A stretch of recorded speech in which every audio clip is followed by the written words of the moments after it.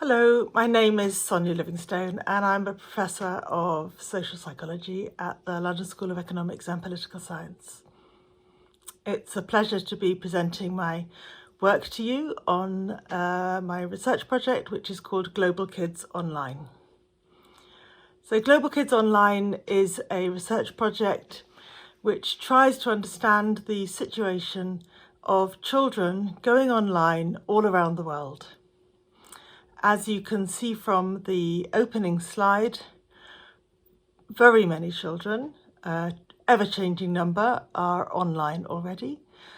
And we can estimate that children are 1 in 3 of the world's internet users, and around 1 in 3 children are online in the world. And while quite a lot is known about children's online experiences in developed countries, in high-income countries, much less is known about children living in middle-income and low-income countries. And so the crazy idea from Global Kids Online that we really try to capture the world is that we really seek to understand the situation online for the majority of children. The majority of children, of course, do live in middle and low-income countries. My first slide has very many numbers. I don't expect the audience today to absorb them all. But my purpose is to show that this is pretty much all we know about the numbers of children going online around the world in many of the countries identified here. So for countries which are not shown here, the proportion who are online is generally not known or not measured in a way that is comparable and shared with the International Telecommunications Union, which is the UN organisation that collates all data about online activity around the world and which provided the statistics here. So all I really want to show from this slide is that those under 15 years of age, which are shown in the red, are very often more in the country than those shown in purple, which is the adult population. So the general trend in each country is that the young, those aged 15 to 25, are the most online. They're what are commonly called the digital natives. But the younger children, who we would imagine need protection and guidance and also positive educational opportunities, are in many parts of the world going online more often than the adults, parents, educators, government and so forth, who are there surely to protect them. So we are very much seeing, especially in poorer countries around the world, children in the vanguard, often the pioneers of both the opportunities and the risks that they encounter by comparison with adults. So Global Kids Online is designed in this context to construct a comparable research resource and international database. We work collaboratively with experts in all the partner countries. And at heart, Global Kids Online is a partnership between myself at the London School of Economics and Political Science, working in close collaboration with UNICEF's Office of Research Innocenti, based in Florence, and UNICEF's country offices in the different parts of the world where we have active research partnerships. And behind our collaboration sits the EU Kids Online project, and EU Kids Online, which I led across Europe over the past decade or more, is where many of the ideas about how to conceptualize and examine children's online experiences were kind of worked out, and a lot of the methodology and tools were worked out within that European framework, including a partnership with Elisabeth Staksrud at the University of Oslo, and then we took it global, as it were. So these are some of the countries where we work. As you can see, we have EU Kids Online in the European kind of originating role, but growing partnerships in different parts of the world. There's a lot of the world left to understand. Of course, there are often national projects in different parts of the world. The point of Global Kids Online is not to say there is no other research anywhere, but rather to say we are trying to draw together partnerships to create comparable research using the same research tools and framework in order to develop cross-national understandings and to identify where there are commonalities across countries and also where there are national specificities. So I show you here just a screenshot of our website, and the screenshot already gives you something of our framing. So we frame the work on children's online experiences in terms of children's rights.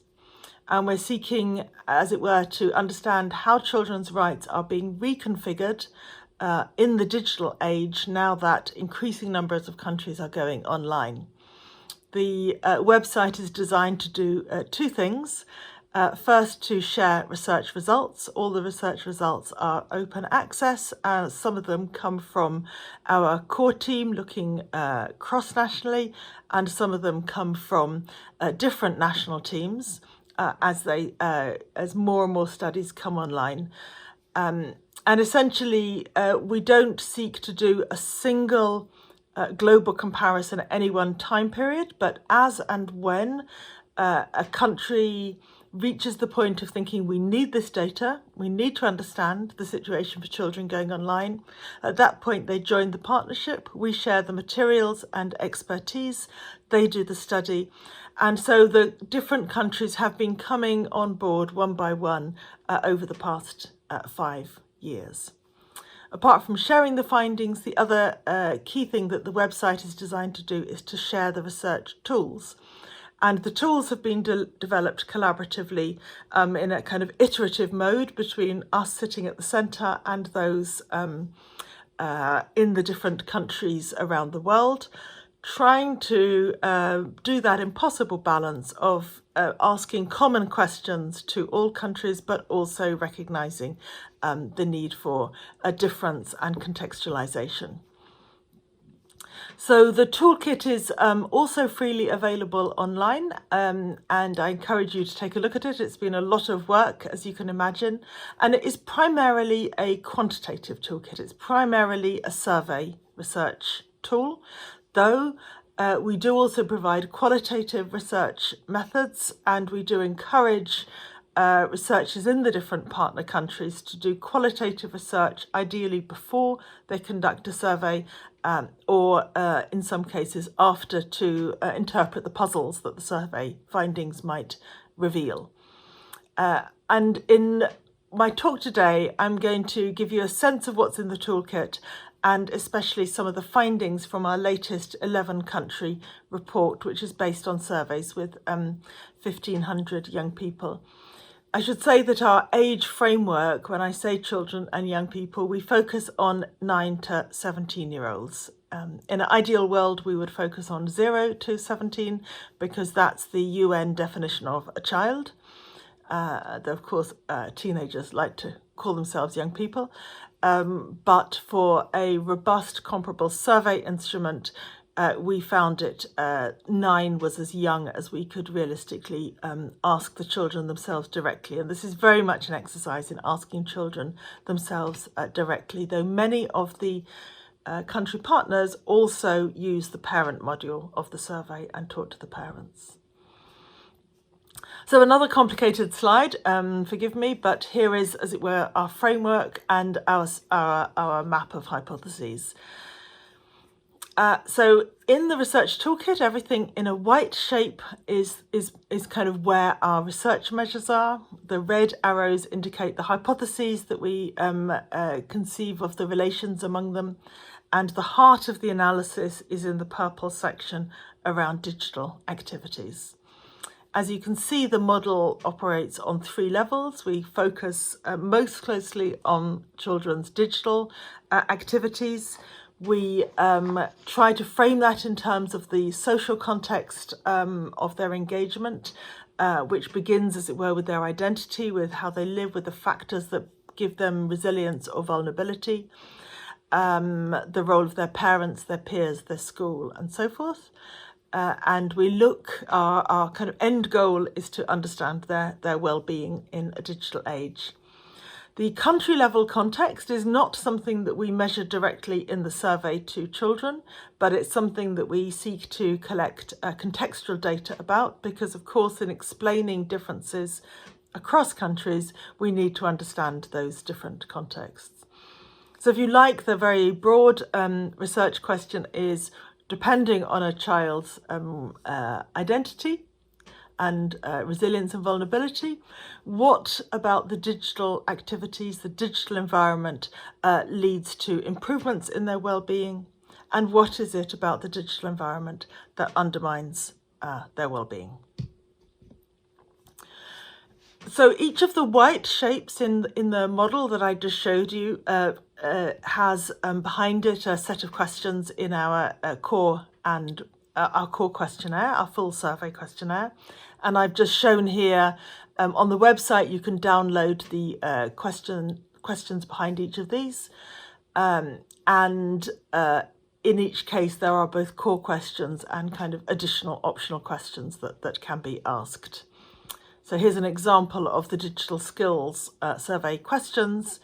And as you can see, we try to make it as clear as we can in terms of, here's the preamble. This is what you say to the child to explain how it is you want to ask them about digital skills questions. And then the questions are asked, in this case, in black. These are the required questions. Everyone who uses the survey must ask those. And then the optional questions here in blue, which you ask if you have time or you have special interest in understanding children's digital skills. So the questions have been developed first from the EU Kids Online questionnaire and then through the partnership and trial and error testing in the different countries.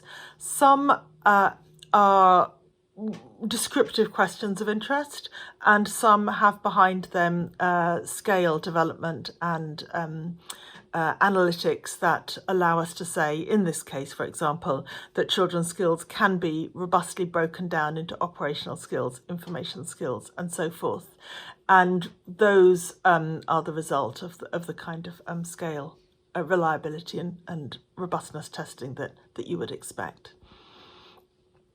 This is a snapshot of the partners and fieldwork that went into the first survey. I won't go into it in depth, but just to say wherever possible, we require partners to do a nationally representative survey sample. It's not always possible or practical for the very first study in a country to be nationally representative. We try to keep the sample sizes above 1,000 so that we can drill down into the specificities of different children's modes of engagement online, because what we find is the general statistics are in a way less informative often than the patterns that we can find below the surface when we look at all the different factors that influence children.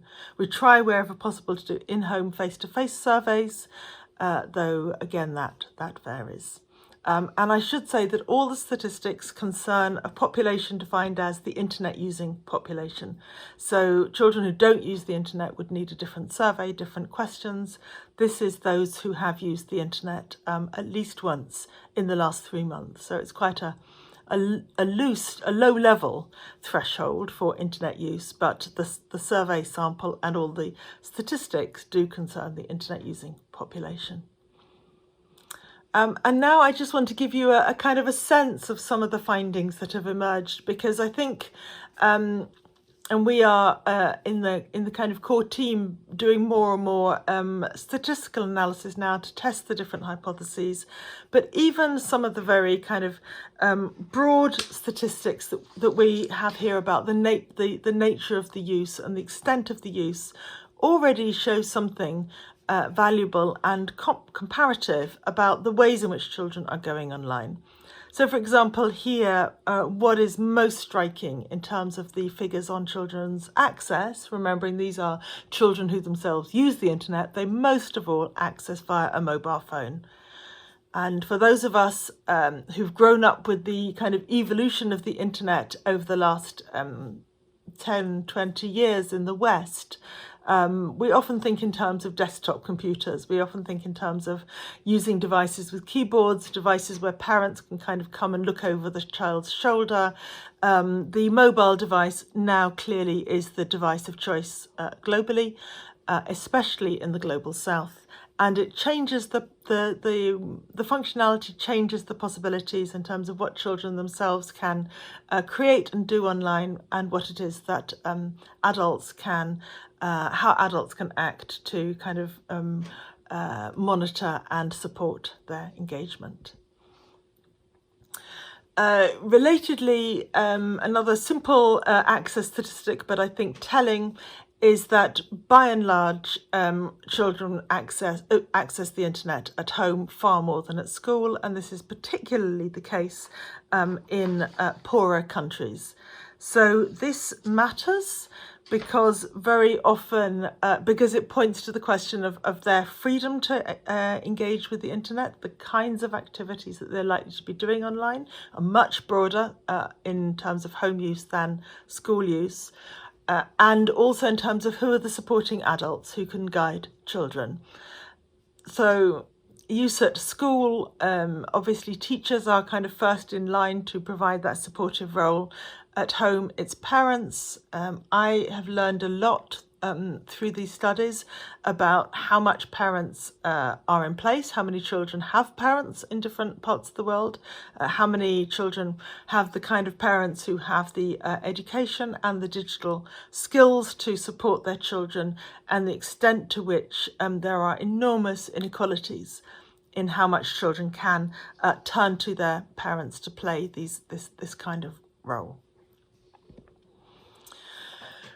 At the heart of our model and heart of our conception is an effort to keep in tandem the online opportunities that the digital world offers children and the online risks. And there is no question that the opportunities are great, and many policymakers are very excited about them, so are many families, but the risks are also considerable.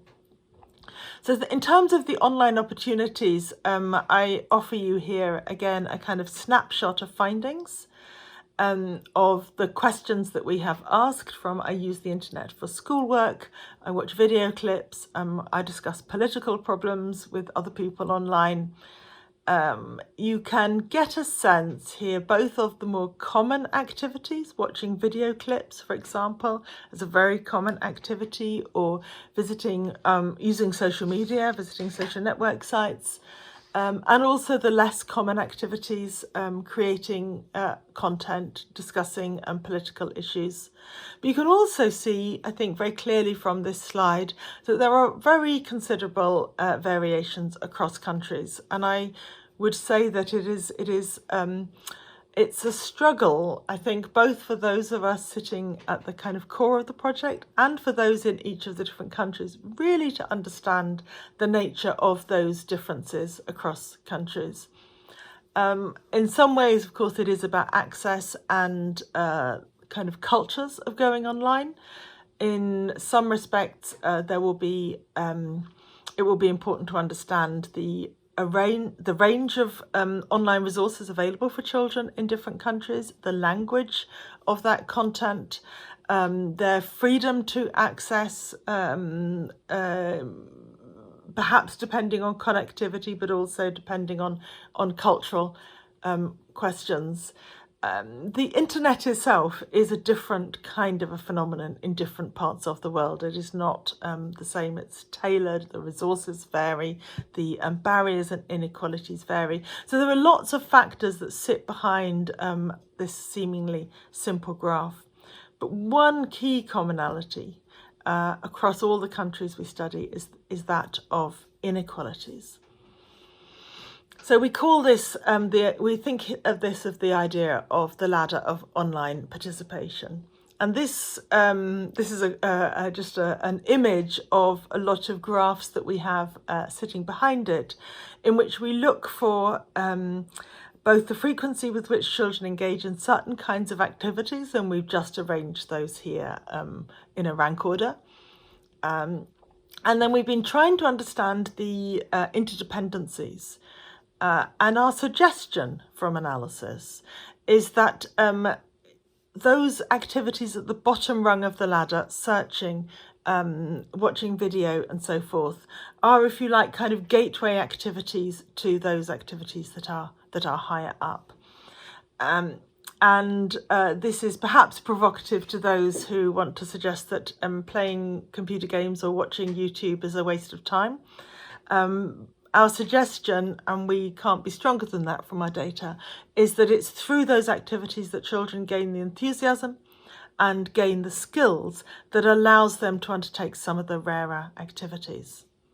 So then there is a serious question about what we want for those rarer activities. Do we want all children to be creating content as was originally hoped when the internet first arrived in our lives? Do we want all children to be engaging in kind of civic and political activities? Or do we accept that that will be the province of a subset? So the ladder of online participation is also a kind of ladder of provocation, if you like, an opportunity for society to think, what is it that we hope for children? What online activities would fulfill their rights? And then, as I said, this is also a ladder of inequalities. So in whichever country we look, the children who are more privileged in terms of education, parental support, access and connectivity, whatever it is, they climb higher up the ladder. And the children who are in various ways disadvantaged, both in terms of the country they come from, but also in terms of the within country factors, the disadvantages mean that they don't climb that ladder so high. Then we come to the question of online risks. And this is a graphic actually that was drawn for me by an artist when I gave an earlier presentation of some of the things that children said in open-ended research upset them online. And it's very graphic, but it's also a reminder that children find things risky online that we may or may not have thought about as adults, and they're not always as scared, but they're very concerned, for example, about violence to animals or violence in general, in fact, and the sense of their own vulnerability comes through very strongly when they talk in qualitative research about risk. As you may imagine, ethically, it's difficult to ask questions about the risks that they encounter online, and these ethical challenges are magnified in many parts of the world where cultures are themselves often or sometimes more violent or more exploitative, and also where ethical protections from the institutions might be less, but of course we as researchers must operate according to the highest ethical standards. So here are the findings, a snapshot of the findings from a number of countries now, focusing on a number of the different kinds of risks. We asked about whether the children had been exposed to these risks in the last year. And again, remember, this is 9 to 17-year-olds who use the internet. So here you see that exposure to self-harm content is not very common, but it's present, and it's present in all of the countries. Exposure to suicide content is less, but again, it's present. Hate speech is a big one. Hate speech perhaps has entered the regulatory agenda in the last few years, but we haven't paid so much attention to it in the longer history of researching children's online risks. Violent content is, as I said, a concern to children, and again it varies considerably across countries. And then exposure to sexual content is again one of the bigger risks. The labelling of risk is an adult label. Children don't always agree with where adults draw the line in terms of risk, but just asking, have you been exposed to sexual content online? Again, you see very considerable cross-national differences. It's very important to the researchers to emphasize that the risk of harm is not the same thing as the harm, that risk is a probability of harm, and it is difficult to ask children about actual harm. It's difficult for anyone to assess whether a child has actually been harmed, for example, by exposure to sexual content. So the way we resolve this in the survey, which is, only a partial solution, is to ask children, having seen whatever they saw, were they bothered or upset by this experience? And our conclusion is that this is a variable relationship between risk and harm. And here in this graph, I show you on the x-axis the percent of children who say, yes, in the last year I've been upset by something I saw online. And across the bottom on the y-axis, the average number of those risks that children in the country reported. And you really see the variation by country. And I think this is where there is the need to dig in deeper and, if you like, the case to answer. So why is it, for example, that in two countries, the amount of risk that children are exposed to might be similar, but children would report more harm in one of those countries than in the other? Or to ask the other question, why is it that in one country children report much more risk than in another, but no more harm? So something protective perhaps is happening there within the culture. One of the most obvious follow-up questions in the survey after children have said that something online upset them is the question of whether they told anybody. Did they seek themselves any kind of support? And here you can see the variation by country, but also the similarities across countries. Overwhelmingly, children tell a friend. Secondarily, they tell a parent. And rather rarely do they tell a teacher. Again, this raises some interesting policy questions. Should we prepare our teachers better to be the one that the child will tell? Are the parents supported so that when the child tells them a problem, the parent can respond appropriately? Often we hear in our qualitative research that parents tend to respond with panic or with punishment, and that this will discourage the child. When the child turns to a friend, what kind of advice do they get? Do the friends encourage them to hit back at the bully, or to feel better and to kind of cope with what has happened to them?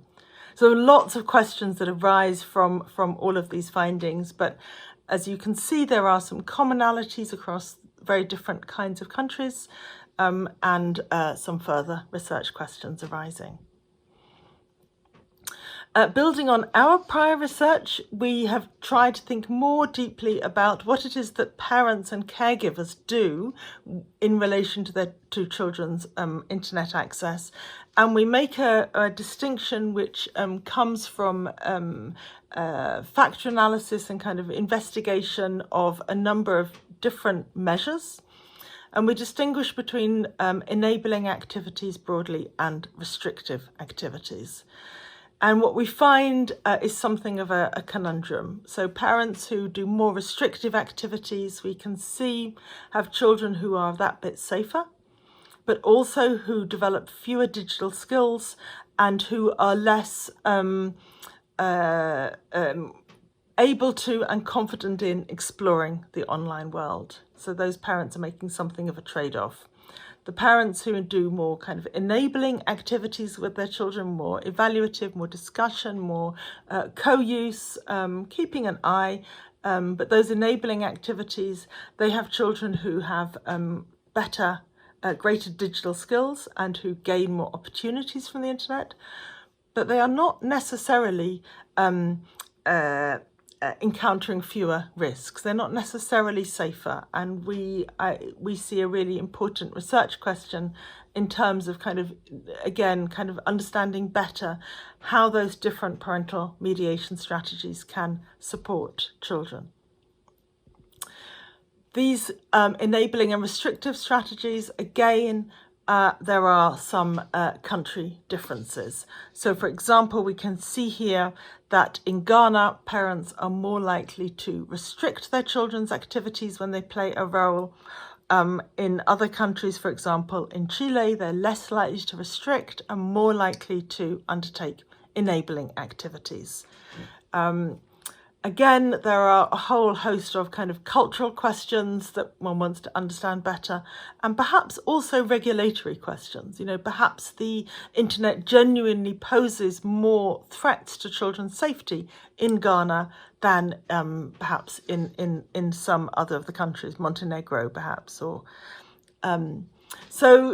so there are, we can play with, you know, why countries are in those different positions. What we find in our research is that each country does itself want to understand why it is positioned in a certain way and what is the optimum parenting advice that they can offer in order to both maximise children's opportunities and minimise their risk of harm.